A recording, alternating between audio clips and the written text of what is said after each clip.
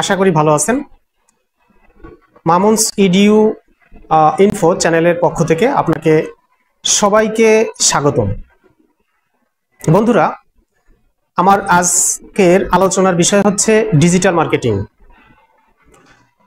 What is digital marketing? Digital marketing আসলে কি?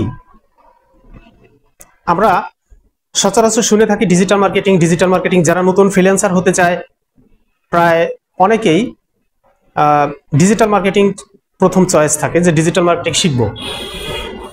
তো আসলে ডিজিটাল মার্কেটিং শিখতে হলে আমাদেরকে কি কি শিখতে হবে এবং ডিজিটাল মার্কেটিংটাই আসলে কি?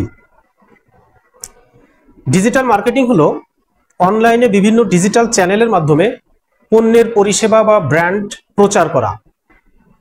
আর এই প্রচারের যে প্রক্রিয়া, এটাই হচ্ছে ডিজিটাল মার্কেটিং।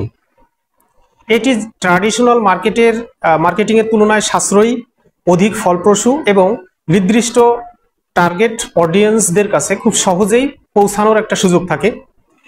এই জন্য ডিজিটাল মার্কেটিং সবচেয়ে বেশি ইফেক্টিভ মেথড মার্কেটিং স্ট্র্যাটেজির ভিতরে।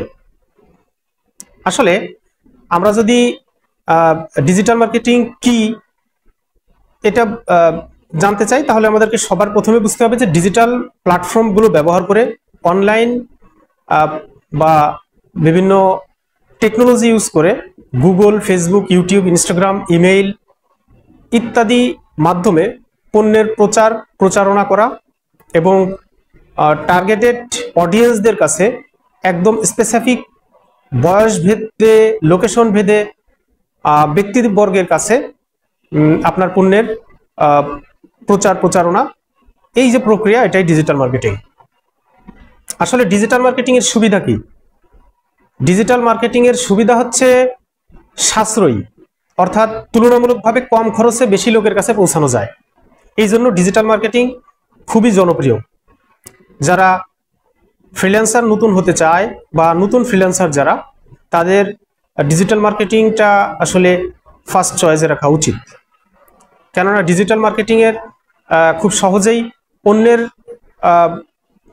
অন্যের পণ্য যেমন প্রচার করা যায়, পাশাপাশি নিজেও ছোটোখাটো বিজনেস দাঁড় করানোর সুযোগ থাকে।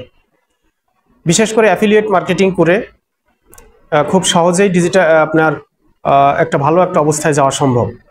অ্যাফিলিয়েট আর এখানে অডিয়েন্সদের অ্যানালাইসিস করার সুবিধা রয়েছে।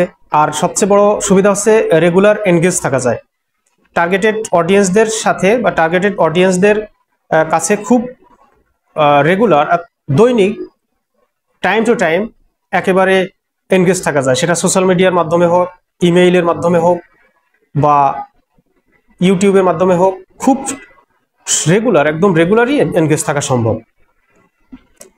আর ডিজিটাল মার্কেটিংয়ের ধরন, অর্থাৎ কি কি ধরনের ডিজিটাল মার্কেটিং রয়েছে বা